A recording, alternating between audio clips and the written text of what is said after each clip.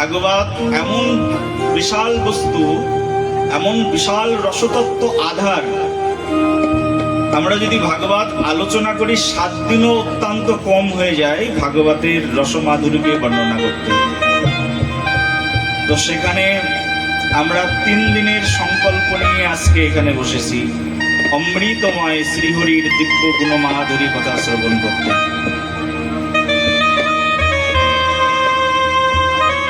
ভগবান শ্রীহরির এই দিব্য অমৃতময় মাধুরী উত্তম কথা শ্রবণের পূর্বে আমরা সর্বপ্রথমে আমার শ্রী গুরু মহারাজ শ্রীধাম বৃন্দাবনে সর্বশ্রেষ্ঠ স্থান, শাস্ত্রে বর্ণনা করা হচ্ছে, ভালো করে শুনবেন। শাস্ত্রে বলছে এই সমগ্র পৃথিবীর মধ্যে সর্বশ্রেষ্ঠ স্থান কোনটি? এই যে অনন্ত কোটি বিশ্ব ব্রহ্মাণ্ড, হ্যাঁ কি না? কত অনন্ত কোটি, বলছে এই অনন্ত কোটি বিশ্ব ব্রহ্মাণ্ডের মধ্যে শ্রেষ্ঠ স্থান কোনটি? বলছে অনন্ত কোটি বিশ্ব ব্রহ্মাণ্ডের মধ্যে শ্রেষ্ঠ স্থান হচ্ছে মর্তধাম। বলছে মর্তধামের মধ্যে শ্রেষ্ঠ স্থান, বলছে এই মর্তলোকের মধ্যে শ্রেষ্ঠ স্থান হচ্ছে জম্বুদ্বীপ। অনেকগুলো দ্বীপ আছে, সেই দ্বীপের মধ্যে শ্রেষ্ঠ হচ্ছে জম্বুদ্বীপ। বলে জম্বুদ্বীপের মধ্যে শ্রেষ্ঠ স্থান কি? তো বলছে জম্বুদ্বীপের মধ্যে শ্রেষ্ঠ স্থান হচ্ছে ভারতখণ্ড। আপনারা দেখবেন কোন মন্ত্র জানা ব্রাহ্মণ যদি আপনাদের গ্রামে থাকে, তাহলে আপনারা যখন সংকল্প করবেন, মন্ত্র পাঠ করবেন, তখন ব্রাহ্মণ মুখ দিয়ে উচ্চারণ করে ভারতখণ্ডে ভারত ভূমে ছেদ বরাহ কল্পে ওমুক তিথিতে ওমুক ক্ষণে ওমুক গোত্রে, এই মন্ত্র উচ্চারণ করা হয়। তার মানে কি? তার মানে হচ্ছে ভারত, এই জম্বুদ্বীপের মধ্যে সর্বশ্রেষ্ঠ খণ্ড যেটি, সেটির নাম হচ্ছে ভারতখণ্ড। আর ভারতখণ্ডের মধ্যে সর্বশ্রেষ্ঠ স্থান কি? তো বলছে ভারতখণ্ডের মধ্যে সর্বশ্রেষ্ঠ স্থান হচ্ছে ভারত ভূমি। বলছে ভারত ভূমি, ভারতখণ্ডের মধ্যে ভারত ভূমি শ্রেষ্ঠ। বলে ভারত ভূমির মধ্যে সর্বশ্রেষ্ঠ কি? বলছে ভারত ভূমির মধ্যে সর্বশ্রেষ্ঠ হচ্ছে উত্তরখণ্ড। এখন আমরা উত্তরপ্রদেশ, উত্তরাখণ্ড 2 ভাগে বিভক্ত করে ফেলেছি, কিন্তু উত্তর অংশ ভারতবর্ষের মধ্যে শ্রেষ্ঠ। বলি তার মধ্যে শ্রেষ্ঠ কি? বলি তার মধ্যে শ্রেষ্ঠ হচ্ছে মথুরা মণ্ডল। আমার কথা নয়, লিখেছেন শ্রীপাদ রূপ গোস্বামী। আমাদের বৃন্দাবনে 6 জন গোস্বামী আছে, 6 জন গোসাই। এই 6 গোসাই যবে ব্রজে কইল বাস, রাধা কৃষ্ণের নিত্য লীলার করিলেন প্রকাশ। 6 জন গোসাই শ্রী বৃন্দাবন। এই 6 জন গোসাইয়ের মধ্যে একজন হচ্ছেন রূপ গোসাই, রূপ গোস্বামী। এই রূপ গোস্বামী পাদ উপদেশামৃত গ্রন্থের মধ্যে বর্ণনা করছেন এই কথা। তিনি বলছেন মথুরার মধ্যে শ্রেষ্ঠ ভূমি কি? প্রশ্ন আসলো। তো বলছে মথুরা মণ্ডলের মধ্যে শ্রেষ্ঠ স্থান হচ্ছে শ্রী বৃন্দাবন। বলি বৃন্দাবন তো বিশাল জায়গা মিলে বৃন্দাবন। বৃন্দাবনে দ্বাদশ বন আছে, যমুনা আছে, গিরি গোবর্ধন আছে, সবকিছু মিলেই তো বৃন্দাবন। তো বলি বৃন্দাবনের মধ্যে শ্রেষ্ঠ কি? তো বলছে বৃন্দাবনের মধ্যেও শ্রেষ্ঠ স্থান আছে। বলি কি? বলি বৃন্দাবনের মধ্যে শ্রেষ্ঠ যেটি, সেটি হচ্ছে গিরি গোবর্ধন। বলি গোবর্ধনের মধ্যে শ্রেষ্ঠ কি? গোবর্ধনটাও তো অনেক বড়। গোবর্ধন প্রায় 21 কিলোমিটার। যদি কেউ বৃন্দাবনে গেছেন তা গোবর্ধন পরিক্রমা করবেন, দেখবেন 21 কিলোমিটার এই গোবর্ধন পরিক্রমা। আপনি যদি জীবনে প্রথমবার শুরু করেন, সকালে শুরু করবেন, আপনার ঘরে ফিরতে ফিরতে সন্ধ্যা হয়ে যাবে, এতটা গোবর্ধন। যে গোবর্ধন ভগবানকে, যে গোবর্ধন পর্বতকে স্বয়ং ভগবান তার অঙ্গুলির উপরে ধারণ করেছিলেন, এই গোবর্ধন। কারা কারা বৃন্দাবনে গেছেন হাত তুলুন দেখি। বৃন্দাবন বা অনেকেই গেছে। বলো বৃন্দাবন ধামে কি, বলো গোবর্ধন ধারি লাল কি। এই গোবর্ধন, এত বড় গোবর্ধন, বলি এই বিশাল গোবর্ধনের মধ্যে শ্রেষ্ঠ স্থান কি? বলছে এই বিশাল গোবর্ধনের মধ্যে একটি শ্রেষ্ঠ স্থান আছে, তার নাম হচ্ছে শ্রী শ্রী রাধা কুণ্ড। কি নাম বললাম? রাধা কুণ্ড। বলি রাধা কুণ্ডের সে শ্রেষ্ঠ স্থান পৃথিবীতে আর আছে নাকি? দুর্গোস্বামী পাদ আর কলম দিতে পারলেন না, বললেন না নেই। এটাই সর্বশ্রেষ্ঠ স্থান বৃন্দাবনের, নাম হচ্ছে শ্রী শ্রী রাধা কুণ্ড। বলি রাধা কুণ্ডের সমগ্র পৃথিবীর শ্রেষ্ঠ স্থান কি? তাহলে এক কথায় শ্রী শ্রী রাধা কুণ্ড। যদি একবার আপনারা রাধা কুণ্ডে যাবেন তাহলে বুঝতে পারবেন রাধা কুণ্ডের মহিমা। রাধা কুণ্ডের মতো শান্ত, স্নিগ্ধ, প্রেমময় ভূমি ত্রিভুবনে নাই। একটা শুধু এই পৃথিবীতে নয়, পুরো ত্রিভুবন। ত্রিভুবন কাদেরকে বলে? বলছে স্বর্গ, মর্ত, পাতাল, এই মিলে ত্রিভুবন। এই ত্রিভুবনের মধ্যে নাই রাধা কুণ্ডের মতো শ্রেষ্ঠ স্থান। স্বর্গেও নাই, স্বর্গের মধ্যেও রাধা কুণ্ডের মতো শ্রেষ্ঠ স্থান নেই, মর্তে কোথাও নেই, এবং পাতালে তো মোটেও নেই। আর সেই রাধা কুণ্ডের মুকুটভূষণ, সেই রাধা কুণ্ডের দিব্য নাম প্রেমময় পরম আচার্য প্রবার আমার শ্রী গুরু মহারাজ। আমার গুরুদেবের বয়স হবে প্রায় 112 বৎসর। এখনো পর্যন্ত রাধা কুণ্ডে প্রতিদিন বসে বসে হরিনাম পীযুষ ধারা পান করছেন। অগণিত ভক্ত প্রতিদিন আমার শ্রী গুরু মহারাজের কাছে যান দর্শন করবার জন্য, তাকে প্রণাম করবার জন্য, তার একটুখানি অনুগ্রহ গ্রহণ করবার জন্য। আমার জীবন ধন্য এখানেও শ্রী গুরুদেব আমার মতো পতিত পামর অদমকে কৃপা করে তার কৃপা ছায়া প্রদান করেছেন।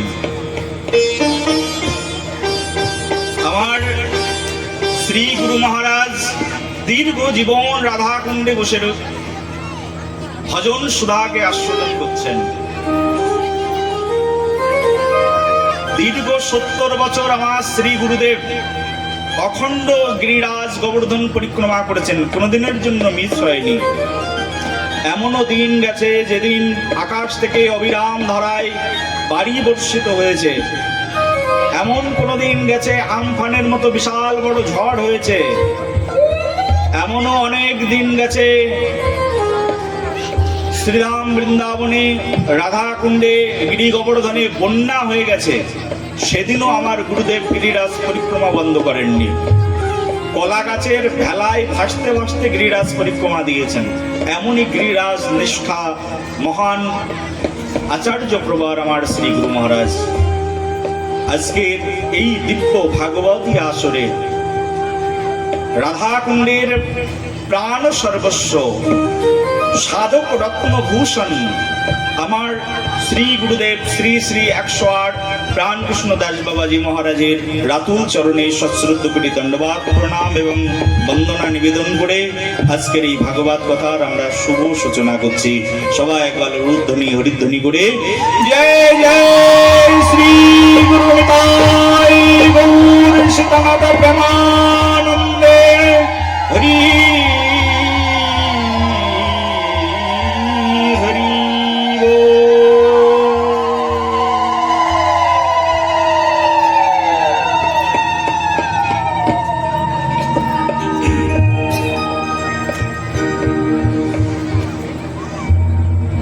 আমরা আস্বাদন করব শ্রীমতী রাধা রানীর অমৃত রসধারা। আমরা 3 দিন ধরে আস্বাদন করবার এই সংকল্প নিয়েছি। রাধারানীর চরিত্র কথা শ্রবণ করব। রাধারানীর সুবিশাল চরিত্র। আমাদের এই ভাগবত ভগবান আমার শ্রী গুরুদেবের করুণাতে শ্রীধাম বৃন্দাবন থেকে এই ভাগবতের কৃপা নিয়ে, গুরুদেবের আদেশ নিয়ে আজকে ভারতবর্ষের এ প্রান্ত প্রান্ত এই যে ভাগবত কথা প্রচার করছি, এটি শ্রী বৃন্দাবনের শ্রীমতী রাধারানীর অহৈতুকী কৃপা কণা। শ্রীমতী রাধারানীর অহৈতুকী কৃপা কণা, আমার শ্রী গুরুদেবের অহৈতুকী কৃপা কণাকে আসুন রাধা তত্ত্ব কথামৃত আস্বাদনের মাধ্যম দিয়ে আমরা আস্বাদন করি। কোনো আসন টাসন থাকলে সামনে 2-1টা আসন দিয়ে রাখো। অনেক বৈষ্ণব বাবাজিরা আসছেন, অন্তত আসনে বসতে পারেন।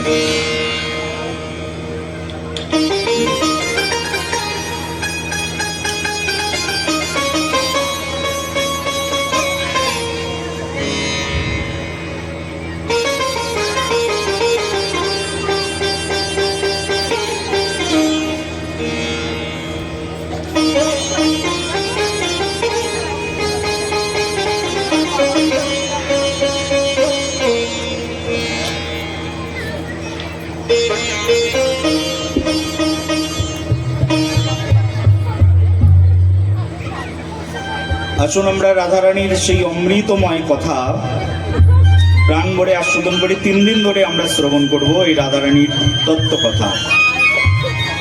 আর রাধারানীর তত্ত্ব বিভিন্ন গ্রন্থাবলীর মধ্যে বর্ণনা করা রয়েছে, কিন্তু আমরা রাধারানীর এই অমৃতময় কথা শ্রবণ করব একটি গ্রন্থ থেকে, যে গ্রন্থের নাম হচ্ছে রাধা রস সুধা নিধি। এই রাধা রস সুধানিধি গ্রন্থটি শ্রীপাদ প্রবাদানন্দ সরস্বতীপাদ তিনি বাল্যকালে অপ্রাকৃত মধুময় মাধুরিমা দিয়ে তিনি আস্বাদন করিয়েছেন। রাধার রসের সুধা যাহাতে আছে তাই রাধা রস সুধানিধি। রাধারানীকে জানতে চাই, কিন্তু রাধা রস সুধা নিধি জানি না, তাহলে রাধারানীকে জানা অসম্পূর্ণ থেকে যাবে। কেউ যদি রাধারানীকে জানতে চায় তাহলে তাকে একটা গ্রন্থ পড়তে হবে। সেটি কি? তার নাম হচ্ছে রাধা রস সুধা নিধি। আমরা রাধা রস সুধা নিধি 3টি শ্লোকের উপরে আস্বাদন করব 3 দিনে। 3 দিনে রাধা রস সুধানিধির 3টি কথা, 3টি শ্লোক আমরা শ্রবণ করব। সবাই একবার বলো রাধে রাধে, প্রেম ছে বলো। কেউ প্রশ্ন করতে পারে, বাবা তাহলে আমরা তো শুনেছি এখানে ভাগবত হবে, তো আপনি তো শুধু রাধারানীর কথা বলছেন। বলছি ভাগবত মানেই শ্রীমতী রাধারানী। রাধারানীকে বাদ দিলে ভাগবত হয় না। আর ভাগবতের রস নির্যাসী হচ্ছে শ্রীমতী রাধারানী। আমরা যদি 3 দিন আলোচনা শ্রবণ করি তাহলে কিছুটা হলেও বুঝতে পারব যে ভাগবতের আসল আধার স্বয়ং শ্রীমতী রাধারানী।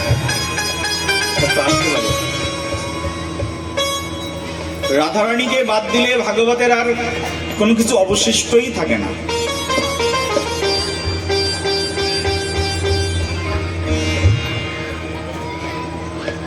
আর ভাগবত, যে ভাগবত সমগ্র বিশ্ববিদিত, যে ভাগবতের রসামৃত কথা কোটি কোটি বৎসর ধরে জগৎ সংসারকে প্লাবিত করে রেখেছেন রসধারায়, সেই ভাগবতের অমৃত পীযূষ ধারা যিনি বর্ণনা করেছেন তিনি স্বয়ং রাধারানীর কিঙ্করী। রাধার নিজ অংশ থেকে যার জন্ম হয়েছেন তিনি হচ্ছেন শ্রীপাদ শুকদেব প্রভু। বৃন্দাবনের দুইজন পাখির নাম আপনারা সবাই শুনেছেন, এক হচ্ছে সুখ পাখি আর একটা কি নাম বলুন? শাড়ি, সুখ শাড়ির দ্বন্দ্ব আপনারা সবাই শুনেছেন। সেই সুখ পাখি যে রাধা কৃষ্ণের গুণমাধুরী বহু যুগ যুগ ধরে কীর্তন করছে, বহু জন্ম জন্ম ধরে যে রাধারানীর দিব্য রসতত্ত্ব যে সুখ পাখি আস্বাদন করে আসছে, সেই সুখ পাখি সুখদেব প্রভু রূপে ভাগবতের বিস্তার করেছেন 18,000 শ্লোকে। সেই 18,000 শ্লোক অন্তর্ভুক্ত শ্রীমতী রাধারানীর, তার মধ্যে তত্ত্ব কথামৃত রস মাধুরী কথা যৎকিঞ্চিৎ বর্ণিত হয়েছে শ্রীমদ্ ভাগবত মহাপুরাণে। ভাগবত মহাপুরাণের মধ্যে 12টি স্কন্ধ রয়েছে, তার মধ্যে 10ম স্কন্ধের মধ্যে কিঞ্চিৎ পরিমাণে তিনি রাধা তত্ত্ব সুধার কথা আস্বাদন করিয়েছেন। দেখবেন একটা জিনিস ভালো করে বুঝবেন, মায়েরা যারা রান্না করেন না, রান্না করার পরে যখন আপনি পরিবেশন করেন, অনেক রকম রান্না হয়েছে, মনে করুন আপনার বাড়িতে বৈষ্ণব সেবা বৈষ্ণব এসেছেন। এই যে আমি যে বাড়িতে আছি, আমার মঞ্জু মাতা, আমাদের মাস্টার মশাই 10 নম্বরের বিপুল স্যার, ওনাদের বাড়িতে আছে আমার মঞ্জু মাতা, প্রতিদিন রান্না করেন। আর রান্না করে ভগবানকে ভোগ নিবেদন করে তারই উচ্ছিষ্ট কিছু আমার মতো দাসকে একটু দেন, তাই সেই প্রসাদ পেয়ে আপনাদের এখানে এসে শান্তিতে এই ভাগবত কথা বলছি। বলো একবার রাধে রাধে, প্রেম সে বলো, বলো একবার, বলো একবার বলো, বলো রাধা রানী সরকার কি।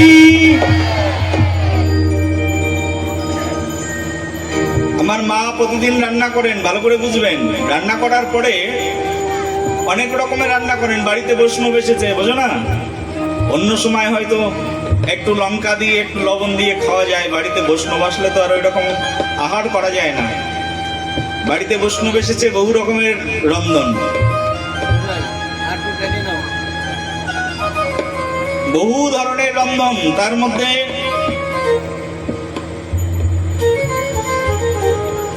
শাক শুক্তা মহাপ্রভুর প্রিয়। মহাপ্রভুর প্রিয় কি? তা বলছে ভগবানের প্রিয় হচ্ছে শাকতা শোকাতি ভাজি ললিতা কুষ্মান্দ, ডালি ডালনা দুগ্ধ তুম্বি দধি মোচা খণ্ড, এগুলো হচ্ছে স্বয়ং ভগবানের অত্যন্ত প্রিয়।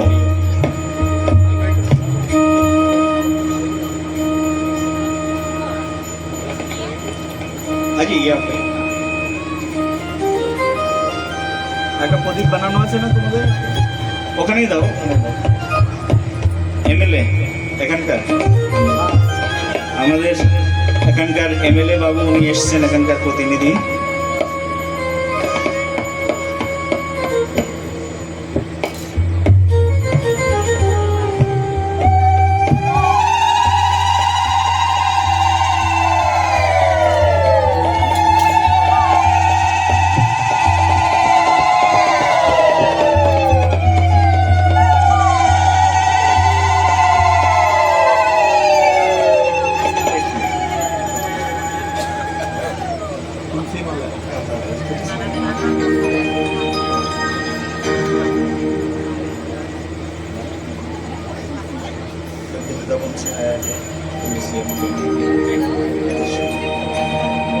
और अपनी क्या दे सकते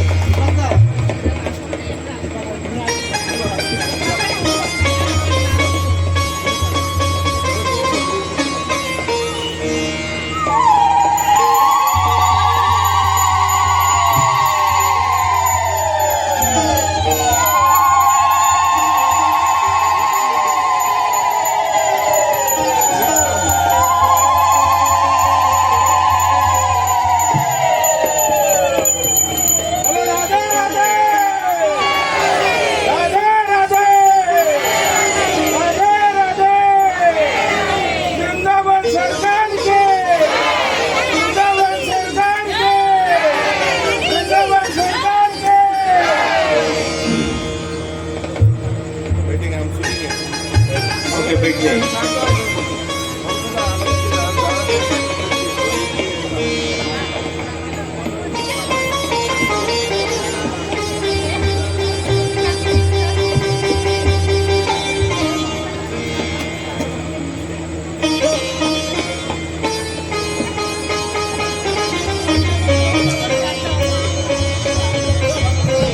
আসুন সবাই একবার বলুন রাধে রাধে। बोलो राधा रानी सरकार की, बोलो वृषभानु राजनंदिनी की। আজকের মহা আনন্দ কি, बोलो आनंद खंड श्री भगवान की।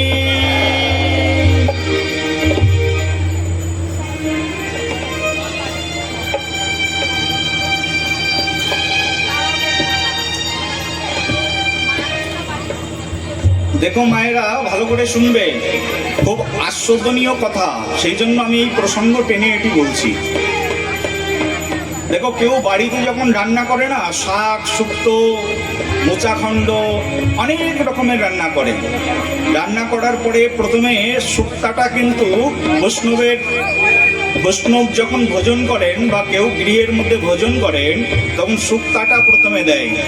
তো শুক্তায় প্রভুর আনন্দিত মন।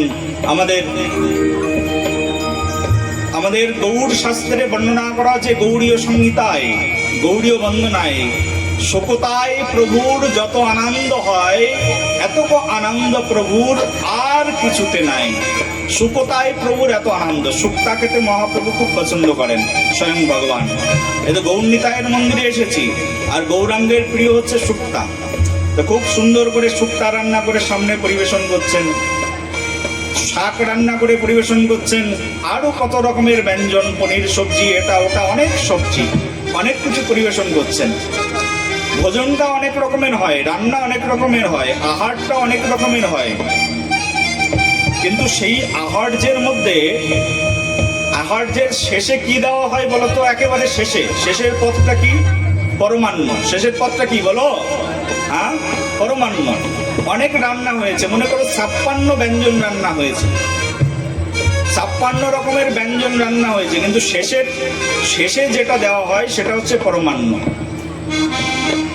কোনো অনুষ্ঠানে যাবে, অনুষ্ঠানে গেলেও দেখবে পেট ভরে তোমাকে থালা ভর্তি করে ভাত দেবে, ডাল দেবে, সবজি দেবে, কিন্তু যখন পরমান্ন দেবে সেটা কিন্তু একবারে পরিমাণে খুব কম। পরমান্নটা যখন দিচ্ছে তখন কতটা? খুব কম, অল্প একটু পরমান্ন দেয়। না, পরমান্ন খাও। কারণ পরমান্নটা বেশি আস্বাদন করার বস্তু নয়, অল্প পরমান্নতে মন কিন্তু তৃপ্ত হয়ে যায়। অনেক আইটেম আছে, তার মধ্যে যদি পরমান্ন না থাকে মনে হয় কিছু না কিছু মিস করে যাচ্ছে, হ্যাঁ কি না বলো?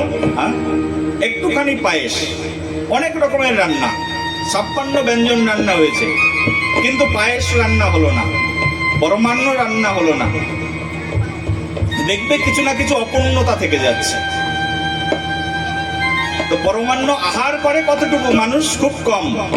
তেমনই ভাবে একই এক্সাম্পল ভাগবতের ক্ষেত্রে। ভাগবত মহাপুরাণের মধ্যে স্বয়ং ভগবান বহুত উপাদান দিয়েছেন, প্রথম স্কন্ধ থেকে শুরু করে একবারে 12 স্কন্ধ, তার মানে 12 স্কন্ধ পর্যন্ত। একবারে প্রথম স্কন্ধে মহাভারতের উক্তি দিয়ে শুরু করে দিয়েছেন, জন্মদাস্য শ্লোক দিয়ে শুরু করেছেন, জন্ময়াদস্য ইয়তন্বয়াৎ ইতরতঃসর্তেষ অভিজ্ঞ স্বরাট শুরু করে দিয়েছেন। অভিজ্ঞ স্বরাট তনে ব্রহ্মা হৃদয়া আদি কবয়ে মুজ্জন্তি যত সূরয়া তেজবারি মৃদম। অনেক কথা আলোচনা শুরু করেছেন প্রথম শ্লোক দিয়ে। অনেক তত্ত্বের আধার, অনেক দর্শন প্রথম শ্লোকে, ভাগবতের প্রথম শ্লোকে আস্বাদন করিয়েছেন। এরপরে এই কথা আস্বাদন করাতে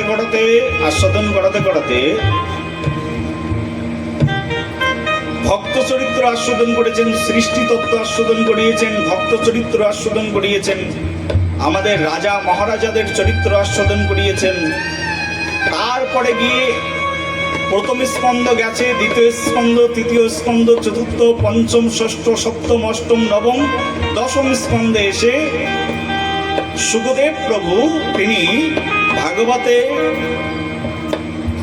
রাধারানীর চরিত্র আলোচনা করেছেন, কিন্তু রাধারানীর চরিত্র আলোচনা করার আগে ভগবান শ্রীকৃষ্ণের অদ্ভুত চরিত্র মাধুরীমা অনেকটাই আলোচনা করেছেন। আর শেষে রাধারানীর কথা আলোচনা করেছেন ওই পরমাণ্যের মতো একটুখানি, কারণ এটাই সর্বশেষ কথা, এটাই সার কথা, আর এর উপরে আর কোনো কথা নেই আর হতে পারে না। সেই জন্য শ্রীপাদ সুখদেব গোস্বামী রাধারানীর কথা স্বল্প পরিমাণে শ্রীমদ্ ভাগবতের মধ্যে আস্বাদন করিয়ে দিয়েছেন। বলো ভগবান ভগবান কি।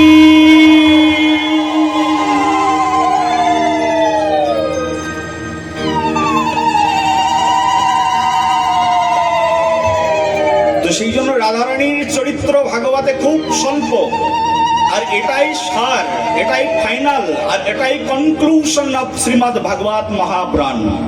এটাই ভাগবত মহাপুরাণের সার কথা।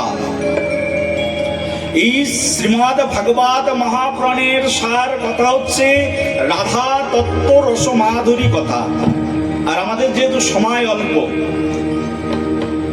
অনেক সময় দেখবে আমাদের মন্দিরগুলো আছে, আমাদের কলকাতাতে একটা মন্দির আছে, আমি যখন ওখানে থাকি তখন অনেক সময় দেখা যাচ্ছে অনেক বেশি ভক্তরা আসলো, আমি জানি না কে কোথা থেকে আসবে। রান্না করেছি, রান্না হয়েছে হয়তো 5 জনের, ভক্ত এসে গেছে 50 জন। কি করব? ভক্তদেরকে তো খালি মুখে ফেরানো যাবে না, সঙ্গে সঙ্গে একটু পরমান্ন বসিয়ে দিলাম, কারণ পরমান্ন তো মানুষ বেশি খায় না, পেট ভরে খায় না। আর এখন সময়ও নেই বেশি কিছু রান্না করার, একেবারে অসময়ে চলে এসেছে, একটু পরমান্ন বসিয়ে দিলাম। আর পরমান্ন একটু ভগবানকে ভোগ দিয়ে একটুখানি চামচে করেও যদি দিই পরমান্ন, আহা হা প্রসাদ পেয়েছি। বলে একবার রাধে রাধে, প্রেম সে বলো, ঠিক বলছি কিনা? একটুখানি পরমান্ন হাতে দিয়ে দাও, একটুখানি চেটে পুচে খেয়েছে, আহা হা খুব সুন্দর প্রসাদ পেয়েছে। কিন্তু তুমি ভাত ডাল সবজি তরি তরকারি অনেক রকম রান্না করে মানুষকে খাও, যতক্ষণ পেট না ভরবে বলবে কিছুই খেলাম না। কিন্তু একটুখানি পরমান্ন দাও ভগবানের প্রসাদ, না না খুব খেয়েছি। তো সেই জন্য আমি যখন এখানে আসার আগে ভাবছিলাম যে সেই কাগজনগরে যাচ্ছি, দুর্গানগরে 5 নম্বর গ্রামে ভাগবত কথা হবে, কি আলোচনা করব। তো ভাবতে ভাবতে ভাবছি আমি যতই খাওয়াই না কেন কারোর পেটই ভরবে না, কারণ 3 দিনে মানুষের পেট ভরানো সম্ভব নয়। বলে একবার রাধে রাধে। আমি ভাবলাম কি আলোচনা করা যায়, ভেবে চিন্তে দেখলাম পরমান্ন খাইয়ে যেরকম মানুষকে সন্তুষ্ট করা যায়, তা ভাগবতের পরমান্ন কি? ভেবে চিন্তে দেখলাম যে ভাগবতের পরমান্ন হচ্ছে শ্রীমতী রাধারানীর চরিত্র কথা। আর আজকে আমরা প্রাণ ভরে সেই শ্রীমতী রাধারানীর চরিত্র কথা এখানে আস্বাদন করবো। বলো শ্রীমতী রাধারানী কি।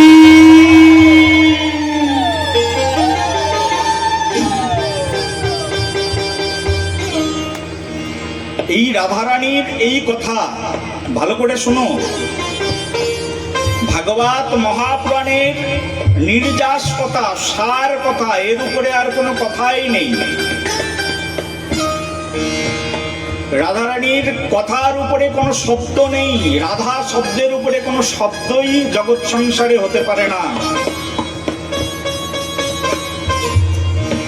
আর সেই রাধারানীর কৃপা কটাক্ষ শ্রীধাম বৃন্দাবন থেকে আমার শ্রী গুরুদেবের কৃপায়, তারই আশীর্বাদে আজকে সেই কৃপা কটাক্ষ নিয়ে আজকে আমরা এই ব্যাসপীঠের উপরে বসেছি। রাধারানীর এই অমৃত চরিত সুধা বর্ণনা করেছেন প্রবাদানন্দ সরস্বতীবাদ। অমৃত সেই কথা যদি শোনো, কেউ যদি শোনে একবার ভাগবত কথা, তার জীবন ধন্য হয়ে যায়। ভাগবত শ্রবণ করলে কি হয় বলছে, কেউ যদি একবার ভাগবতের অমৃত কথা, রাধারানীর চরিত সুধা কেউ যদি একবার শ্রবণ করে নেয়, মন দিয়ে যদি একবার কেউ শ্রবণ করে, তাহলে তার কোটি কোটি জন্মের পাপ বিদূরিত হয়ে যায়। জন্ম আমাদের একবার নয়, বহুবার জন্ম হয়, বহুনি মে ব্যতীতানি জন্মান তব চার্জুনঃ।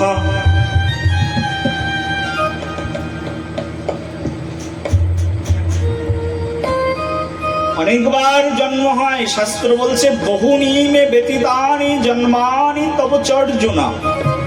আমার তোমার বহুবার জন্ম হয়েছে, তুমি জানো না, কিন্তু আমি জানি। বহু জন্ম, আমাদের বহুবার জন্ম হয়,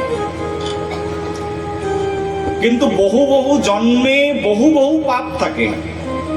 এক ভাগবত কথা শ্রবণে সেই জন্ম জন্মান্তরের পাপ বিদূরিত হয়ে যায়। ভাগবতের মহিমা হচ্ছে এরকম। আমাদের এইখানেই 3 দিন ধরে ভাগবত পাঠ হবে, আজকে তার শুভ সূচনা।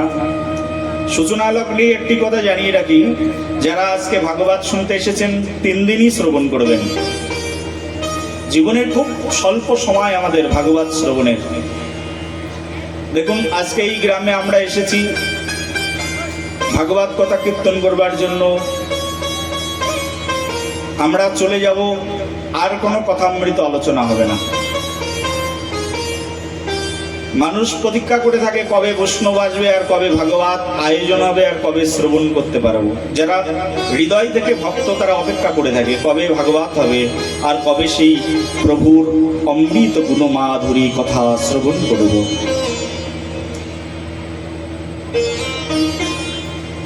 শাস্ত্রে বর্ণনা করা হয়েছে, কোন ব্যক্তির যদি বহু বহু জন্মের সুকৃতি জমা থাকে, তাহলে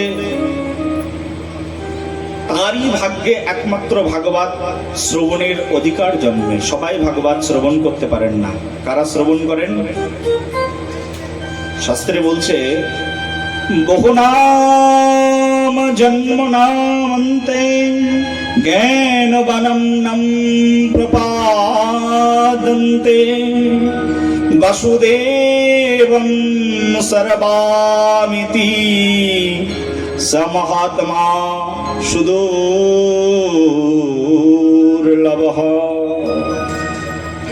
বলছে বহুনাম জন্মনামন্তে জ্ঞানবানাম নম প্রপাদ্যন্তে। বহু জন্ম অতিবাহিত হয়ে যায়, আর বহু জন্ম অতিবাহিত করতে করতে কোনো মানুষ একদিন তার জ্ঞান হয়। আর যেদিন কোনো মানুষের বহু জন্ম চলে যায়, তার মধ্যে মনে করো 84 লক্ষ জন্ম চলে যাচ্ছে কারণ, তার মধ্যে 80 লক্ষ জন্ম প্রাণী কীট, তার মধ্যে গগনচর প্রাণী, তার মানে আকাশে যে প্রাণী চড়ে, গগনচর প্রাণী, জলচর প্রাণী যারা জলের মধ্যে থাকে, আবার স্থলচর প্রাণী যারা মাটির উপরে জঙ্গলের মধ্যে এই ভূমির উপরে বাস করে, স্থলচর প্রাণী। এই প্রাণীকুলে 80 লক্ষ বার ভ্রমণ করতে হয়, তারপরে তো আসে 4 লক্ষ বার মানব জন্ম। 4 লক্ষ বার মানব জন্মের মধ্যে বহু জন্ম মানব জন্ম হয়ে যায়, কিন্তু তারা বুঝতেই পারে না ভগবান শ্রীকৃষ্ণই ভগবান। কেউ মনে করে বনদেবী ভগবান। যেমন এখানে এই আমাদের আজকে আমাদের যে দাদা মশাই অটো দিয়ে নিয়ে আসে না এখানে, যে বাবা, ওনাকে আমি বলছিলাম এখানে জঙ্গলের দিকে কোনো গ্রাম নেই, তা বলছে ওখানে আদিবাসী গ্রাম আছে। তা আমি বললাম তারা কার উপাসনা করে, তারা ভগবানকে জানে? বলছে না, তারা ভগবানকে জানে না, তারা বনদেবীর উপাসনা করে। কত কত মানুষ আছে এইরকম ভারতবর্ষের জঙ্গল উপত্যকায় যাদের জন্ম হয়ে যায়, তারা মনে করে বনদেবী হচ্ছে আমাদের ভগবান। একটা গাছকে ভগবান মনে করে তারা পূজা করেন, বৃক্ষলতাকে ভগবান মনে করে পুজো করেন, কেউ সূর্যকে ভগবান মনে করে পূজা করেন, কেউ শনিদেবকে ভগবান বলে মনে করে পূজা করেন। আমি মুম্বাইতে পাঠ করতে যাই, ওখানে সাই বাবাকে কেউ ভগবান বলে মনে করে পূজা করেন। আমি তো এক বাড়িতে গেছি, সেই বাড়িতে দেখি সচিন টেন্ডুলকারের ছবি, এখান থেকে প্রায় 15 বছর আগে। তো সচিন টেন্ডুলকারের ছবিতে আরতি দেখাচ্ছেন। তো আমি বললাম, কই আপনার ঘরে কোনো ভগবানের চিত্রপট নেই? তা বলছেন না না না, শচীন টেন্ডুলকারকে আমার শ্বশুর মশাই এত ভালোবাসতেন, বলতেন যে তোদের আর কারোর পূজা করা লাগবে না, শুধু শচীন টেন্ডুলকারের পূজা করিস, তাতেই তোদের সিদ্ধি লাভ হবে। তা আমি তখন থেকে, যেহেতু আমি এই বাড়ির গৃহবধূ আর আমার স্বামীও পুজো করে, আমিও পুজো করি, দুইজন মিলে। বাবার আজ্ঞা কি করে ফেলবো, পিতৃ আজ্ঞা, সেই জন্য প্রতিদিন শচীন টেন্ডুলকারের ছবিতে পূজা করি। বলে একবার রাধে রাধে।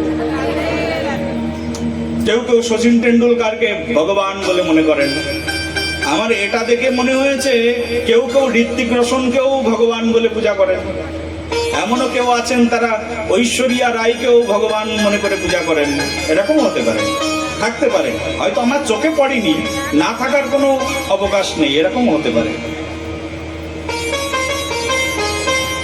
এত এত মানুষ কে কাকে ভগবান ভাবছে সেটাই বিভ্রান্তির বিষয়। বলছে তার মধ্যে খুব স্বল্প সংখ্যক মানুষ আছে, খুব অল্প সংখ্যক মানুষ যারা ভগবান কৃষ্ণকে ভগবান জানেন, এমন সংখ্যক মানুষ খুবই কম, কশ্চিৎ কোটিতে একজন হয়তো কৃষ্ণকেই ভগবান বলে জানেন। তারই প্রমাণ ভগবান শ্রীকৃষ্ণ তার সারথি সার কথা ভগবদ গীতার মধ্যে বলছেন, বহুনাম জন্মনামন্তে জ্ঞানবনম প্রপদ্যন্তে বাসুদেবং সর্বামিতি। বাসুদেবী যে সবকিছুর ইতি, এটা জানেন কারা? বহু জন্ম অতিবাহিত হলে কেউ জানতে পারেন যে বাসুদেব কৃষ্ণই হচ্ছে এই জগৎ সংসারের একমাত্র সার। আর যখন তিনি বুঝতে পারেন বহু জন্ম চলে যাওয়ার পরে একদিন তার জ্ঞান হয়, ও হো হো, আমি তো এতদিন গাছের শাখা প্রশাখা পাতা পল্লব এগুলোর উপাসনা করতাম, কিন্তু আসল গাছের গোড়া তো স্বয়ং ভগবান শ্রীকৃষ্ণ। বলে একবার রাধে রাধে। দেখো গাছের অনেক শাখা থাকে না, গাছের অনেক শাখা প্রশাখা, তার মধ্যে ফল ফুল কত কিছু থাকে। একজনের মনে হলো যে আমি গাছের একটা শাখাকে আরতি দেখাবো, দেখাতেই পারে, তার পার্সোনাল ম্যাটার। আর আমরা তো ভারতবর্ষেই রয়েছি, পুরো ইন্ডিপেন্ডেন্ট কান্ট্রি, এখানে ফুল ডেমোক্রেসি, সবার বলার অধিকার রয়েছে, সবাই যে কোনো শব্দ বলতেই পারে, যে কোনো কথা বলতেই পারে, যে কোনো কারোর উপাসনা করতে পারে। কোর্টে গেলেও কেস হবে না, কেস হলেও সে জিতে যাবে। বলো একবার রাধে রাধে। কেউ যদি মনে করে আমি গাছের শাখা প্রশাখার পুজো করবো, করতেই পারে। কেউ যদি মনে করে গাছের শাখার উপরে গিয়ে গাছের মাথায় চড়ে ওখানে গিয়ে একেবারে কলসি ভরে জল ঢালবো, ঢালতে পারে, কিন্তু তাতে গাছের কোনো লাভ হয় না। তেমনি ভাবে অনেক মানুষ আছে বিভিন্ন শাখা প্রশাখার পূজা করে, কিন্তু গাছের গোড়ায় যখন মানুষ জল দেয় তখন পুরো গাছটাই কিন্তু জল প্রাপ্ত হয়ে যায়, খাবার প্রাপ্ত হয়ে যায়। খাবার যদি দিতে চাও, আমাদের হিউম্যান বডিতে অনেকভাবে খাবার দেওয়া যায়, ভালো করে বুঝবে। যারা সায়েন্স বোঝো একটুখানি চিন্তা করো, বুঝতে পারবে। আমাদের এই দেহের মধ্যে তুমি যদি মনে করো আমি কোনোদিন খাবো না, মুখ দিয়ে খাবো না, আর জিহ্বা দিয়ে আস্বাদন করবো না, আমার পেট ভরে যাবে। বর্তমান মেডিকেল সায়েন্স এতটাই ডেভেলপমেন্ট করেছে, এতটাই উন্নত হয়েছে আমাদের ভারতবর্ষে, শুধু একটা সিরিঞ্জ দিয়ে তোমার হাতের এখানে ফুটিয়ে দেবে, ফুড তোমাকে প্রয়োগ করবে, তুমি প্রায় 39 দিন না খেয়ে থাকতে পারবে, তোমার খিদেই লাগবে না। বলো একবার রাধে রাধে। আমাদের মেডিকেল সায়েন্স এতটাই উন্নত স্থানে আছে, ভারতবর্ষীয় মেডিকেল। তোমার মুখ দিয়ে খাওয়া লাগবে না, শুধু সিরিঞ্জ এখানে ফুটিয়ে দেবে, একটা মেডিসিন দিয়ে দেবে, 39 দিন 39 ডেজ তুমি না খেয়ে থাকতে পারবে, খিদেই লাগবে না তোমার। আর ওটা ফুরিয়ে গেলে আবার 39 দিন পরে দিয়ে নেবে, এইভাবে তুমি সারা বছর না খেয়ে থাকতে পারবে। কিন্তু খাবার গ্রহণ করবার জন্য হ্যান্ড অ্যান্ড মাউথ, এই দুটো যদি না থাকে তাহলে খাবার খেতে পারবে? সম্ভব? আর তোমার মুখ আহার করছে, আর তোমার ভিতরে জঠরগ্নি যদি সেই খাবারটাকে পরিপাক না করে, তুমি খাবার হজম করতে পারবে? সম্ভব কিনা? সম্ভব নয়। তেমনই ভাবে অনেক শাখা প্রশাখা আছে, আর সেই শাখা প্রশাখার যদি পুজো করো তাতে কি লাভ হলো যদি গাছের গোড়াতেই তুমি জল না দিলে? শাখা প্রশাখায় জল দিলে, গাছের গোড়ায় জল দিলে না, কি লাভ হলো? গাছের গোড়াটি কি? তো ভাগবত মহাপুরাণ বলছে, নিগম কল্পতরুর গলিত ফলম সুখাদ মুখাদ অমৃত দ্রব সংযুতম পিবতো ভগবতো রসমালয়ম মুহুরহো রসিকা ভুবি ভাবুকঃ। নিগম কল্পতরুর গলিত ফলম সুখাদ মুখাদ অমৃত দ্রব সংযুতম পিবত ভাগবত রসমালয়ম মুহুরহো রসিকা ভুবি ভাবুকঃ। ভাগবত মহাপুরাণের 3 নম্বর শ্লোকে বর্ণনা করছেন, বলছেন নিগম কল্পতরু, একটা বিশাল গাছ আছে, আর সেই গাছের নাম হচ্ছে নিগম বৃক্ষ। আগম আর নিগম, সেই নিগম বিশাল বৃক্ষ, আর সেই বৃক্ষের নাম হচ্ছে বেদ বৃক্ষ। কি নাম বললাম? বেদ বৃক্ষ। বেদকে গাছের সঙ্গে তুলনা করা হয়েছে। শোনো সনাতন ঐতিহ্যের কথা, যে বেদ না মানে সে কখনো হিন্দু হতে পারে না, সনাতন হতে পারে না, সে উপধর্মের লোক। বলো একবার রাধে রাধে, প্রেম সে বলো, বলো একবার। বেদ না মানলে সে কখনো হিন্দুই নয়। হিন্দু ধর্মের আদি গ্রন্থ যা, তার নাম হচ্ছে বেদ। ভাগবত মহাপুরাণের 3 শ্লোকে বলছেন নিগম কল্পতরুর গলিত ফলম, বলছে সেই বেদ বৃক্ষে অনেকগুলো শাখা প্রশাখা আছে। সেই বেদ বৃক্ষের শাখা কি? বেদকে ব্যাসদেব গোস্বামীপাদ 4 ভাগে বিভক্ত করেছেন। তার মধ্যে একটি হচ্ছে ঋগ্বেদ, একটি হচ্ছে সামবেদ, একটি হচ্ছে যজুর্বেদ, আর একটি হচ্ছে অথর্ববেদ। এই 4টি বেদ, এই 4টি বেদকে, এই 4টি বেদের যে বৃক্ষ, তার মধ্যে বেদের upper section, middle section, lower section and down section, এতগুলো সেকশন আছে বেদের বৃক্ষের। সেই বেদরূপ বৃক্ষের অনেকগুলো ডালপালা আছে। সেই ডালপালা কেমন করে ছড়িয়েছে দেখো। সেই বেদরূপ বৃক্ষের ডালপালা ছড়াতে ছড়াতে 108টা উপনিষদ রূপ ডালে পরিণত হয়েছে। কটা বললাম? 108টা উপনিষদ রূপে ছড়িয়ে গেছে বেদ। এই 108টা উপনিষদের আবার সেখান থেকে পত্র মঞ্জুরি ধরেছে, বেদান্ত শাস্ত্র তৈরি হয়ে গেছে, বেদ, উপবেদ, উপাঙ্গ, উপনিষদ তৈরি হয়ে গেছে। আর সেইগুলোর আবার সুন্দর সুন্দর ফল ফলেছে সেই বেদরূপ বৃক্ষে। আর সেই বেদরূপ বৃক্ষের ফলটি কি? বলছে সেই বেদরূপ বৃক্ষের ফল হচ্ছে, যেমন মনে করো শিব পুরাণ, দুর্গা পুরাণ, ব্রহ্মবৈবর্ত পুরাণ, স্কন্দ পুরাণ, এই ধরনের 18টি পুরাণ হচ্ছে সেই বেদরূপ বৃক্ষের ফল। সেই গাছে মনে করো অনেকগুলো আম গাছে অনেকগুলো আম হয়েছে, সবগুলো আম কি একদিনেই পাকে মা? হ্যাঁ, সবগুলো আম একদিনে পাকে? তো তার মধ্যে একটা ফল পেকে গেছে। বেদ বৃক্ষের একটা ফল একদম পুরো পেকে টস টস করছে, যে কেউ এসে আস্বাদন করতে পারবে, খেতে পারবে। আর সেই বেদরূপ বৃক্ষের একটা ফল পেকে একেবারে টস টস করছে, খাওয়ার উপযোগী, মৌ মৌ করছে, মৌমাছি চারিদিকে ভ্রমর এসে গুঞ্জন করছে, চারিদিকে গন্ধ আমোদিত করে দিচ্ছে। আর সেই বেদরূপ বৃক্ষের সেই ফলের নাম হচ্ছে ভাগবত মহাপুরাণ।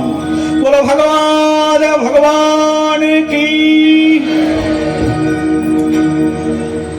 সেই বেদরূপ বৃক্ষের সুন্দর যে ফল, পরিপক্ক ফল যেটি,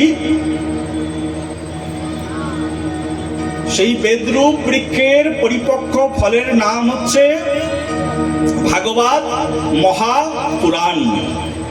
আর সেই ভাগবত মহাপুরাণের সার কথা আমরা এখানে আস্বাদন করছি। এখন মনে করো কেউ যদি মনে করে ভাগবতটাকে নেব কিন্তু ভাগবতের গাছটাকে নেব না, চলবে নাকি? বলো চলবে? বলে ফলটা খাবো, গাছ লাগানোর দরকার নেই। তো যে ব্যক্তি গাছ না লাগাবে সে ফল খেতে পারবে কিনা? বলো না একবার। হ্যাঁ পারবে। বলো একবার রাধে রাধে। তোমার আম খাওয়ার প্রয়োজন, আম গাছ বাড়িতে লাগাবে না, আম খেতে পারবে? সম্ভব? বলি ভাগবত ফল খাবো কিন্তু ভাগবতের গাছ বাড়িতে লাগাবো না। তো ভাগবতের গাছ কি? বলছে ভাগবতের গাছের নাম হচ্ছে বেদ। কি নাম বললাম? বেদ। সেই জন্য বেদকে যিনি না মানবেন তিনি হিন্দুই হতে পারবেন না। আর সেই জন্য এই বেদ কারুর যদি মনে করো জল দেওয়ার প্রয়োজন হয়, কিসে জল দেওয়া উচিত? তাহলে বেদ বৃক্ষের গোড়ায় জল দেওয়া উচিত। আর যখন তুমি বেদ বৃক্ষের গোড়ায় জল দেবে, তোমার পুরো গাছটাই কিন্তু একেবারে সব খাবার গ্রহণ করতে পারবে। তেমনি ভাবে আমাদের এই জগৎ সংসারে এই বেদের পুরুষ বলে যাকে বর্ণনা করা হয়েছে, বলছে বেদের পুরুষ কি? বলছে বেদের যিনি পুরুষ, বেদের একমাত্র পুরুষ যিনি, তিনি হচ্ছেন প্রভু শ্যামসুন্দর। প্রভু কে? শ্যামসুন্দর। শ্রী বিষ্ণুকে বেদ ও বই পুরুষ বলে বর্ণনা করা হয়েছে। বেদের একমাত্র প্রাণ পুরুষ হচ্ছেন শ্রী বিষ্ণু। বেদের সবগুলো মন্ত্র, বেদের মন্ত্রগুলো যার স্তুতিতে মুখর তিনি হচ্ছেন স্বয়ং শ্রী বিষ্ণু। আর শ্রী বিষ্ণুই হচ্ছেন পরম ব্রহ্ম, পরমেশ্বর, পরমানন্দ মাধব ভগবান শ্রীকৃষ্ণ।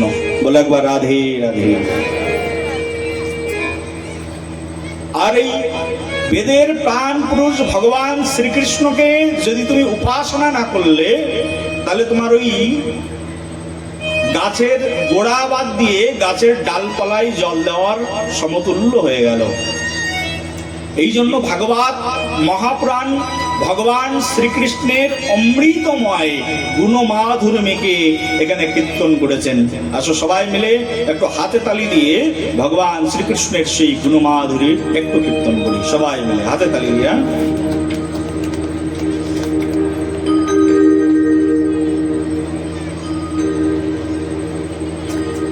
মুরলী মনোহর গোপালা, মুরলী মনোহর গোপালা। ভগবান শ্রীহরির আর এক নাম হচ্ছে মুরলী মনোহর গোপাল। সমগ্র বৃন্দাবনে সবাই তাকে কি বলে ডাকে? গোপাল বলে ডাকে। আয় গোপাল, গোপাল, কৃষ্ণ গোপাল। তার নাম হচ্ছে বৃন্দাবনে গোপাল। আমরা একটু কৃষ্ণের কথা না শুনলে রাধারানীর কথাই যেতে পারছি না। কারণ কৃষ্ণ প্রাণ, রাধারানীর রাধা সেই প্রাণের বিন্দু। সেই জন্য দুটোকে বাদ দিয়ে, একটাকে বাদ দিয়ে আর একটার আস্বাদন করা যায় না। আসুন সবাই একটু মুরলী মনোহর শ্যামের কীর্তন করি। সবাই মিলে বলো, মুরলী মনোহর গোপালা, মুরলী মনোহর গোপালা। বলো মুরলী মনোহর গোপালা, বলো মুরলী মনোহর গোপালা। মুরলী মনোহর গোপালা, মুরলী মনোহর গোপালা।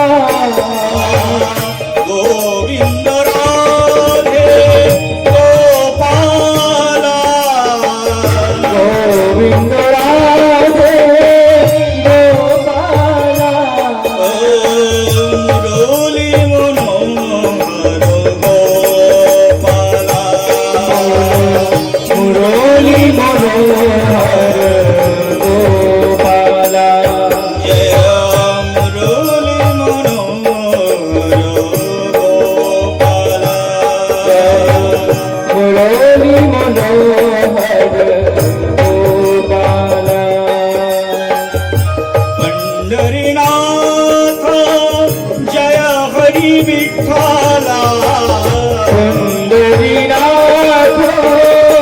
जय हरी विठ्ठला বিঠ্ঠলা তো আপনাদের এখানকার না? হ্যাঁ, এই তো পাশেই বিঠ্ঠলা, বেশি দূরে না, আপনাদের কাছ থেকেই তো পাশে বিঠ্ঠলা। ভগবান বিঠ্ঠলা, পন্ডরীনাথ বিঠ্ঠলা, সব মহারাষ্ট্রের ভক্তরা পাগল বিঠ্ঠলা, বিঠ্ঠলার নামে পাগল বিঠ্ঠলা। তুকারাম মহারাজজি হাতে নিয়ে সবসময় গাইতেন, জয় বিঠ্ঠল বিঠ্ঠলা বিঠ্ঠলা বিঠ্ঠলা विठ्ठला विठ्ठला विठ्ठला বিঠ্ঠলা বিঠ্ঠলা বিঠ্ঠলা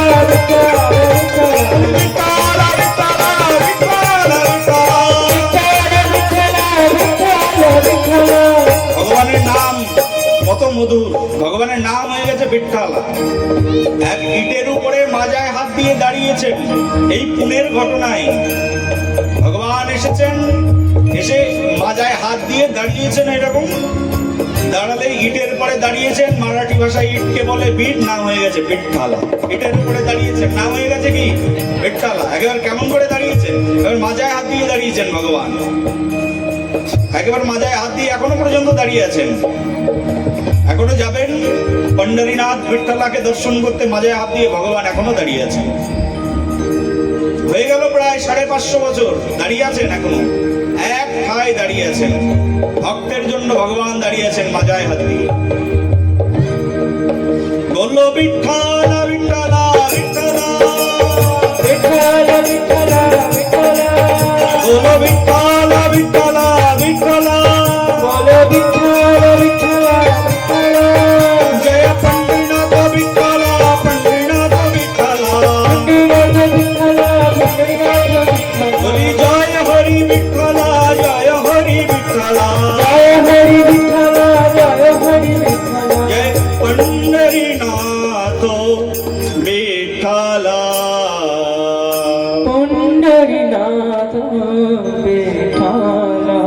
বলি মুরলী মনোহর